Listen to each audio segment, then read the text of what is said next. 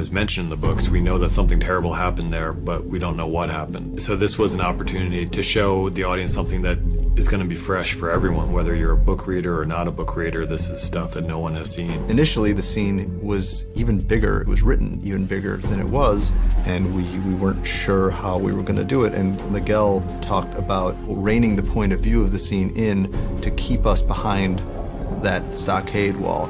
And as you did that, all the pieces, the other pieces, the stuff that is so huge and the big sweeping shots and all that stuff started to fall away. And then what if you don't see the monster? The thing that's on the other side of the door that you can't see, something horrible that's out there that's trying to get in here, is always going to be more terrifying. This isn't a battle, really. It's a massacre. Got the army of the dead coming and the wildlings putting up resistance for as long as they can, so it doesn't have the feel of a battle so much as a horror movie sequence. So now the monster behind the door, the massacre, the restricted viewing, all of those things started to make sense, and they coalesced into what ended up being Hardhome.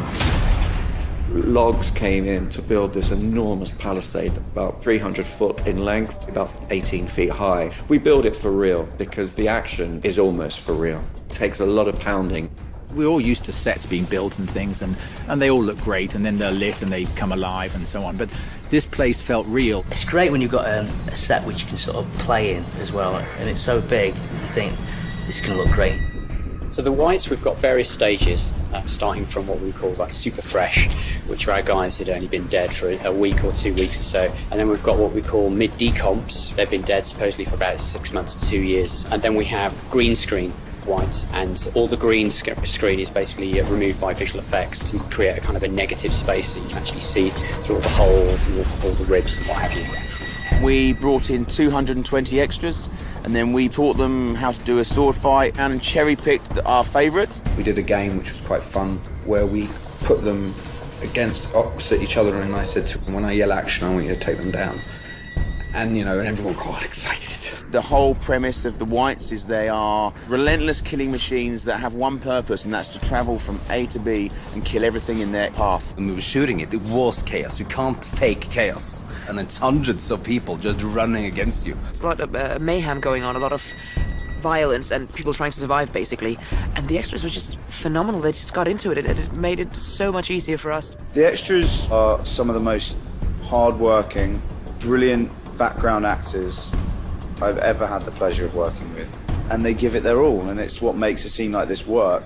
We have to bring in a crane so we can roll a boat over with 15 stunt guys on it into the lake, which is freezing.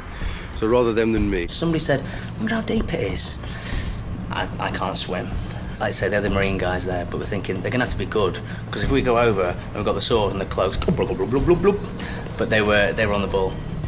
Everybody really had to step up and give everything they had to the sequence, because otherwise the sequence wasn't going to work. It's a great thing to be able to see, you know, all these artisans creating such great work and then destroy it. It's fun because it's that little kid thing of building your little wooden block play city and then being the monster and toppling it over, and we get to do both on the show.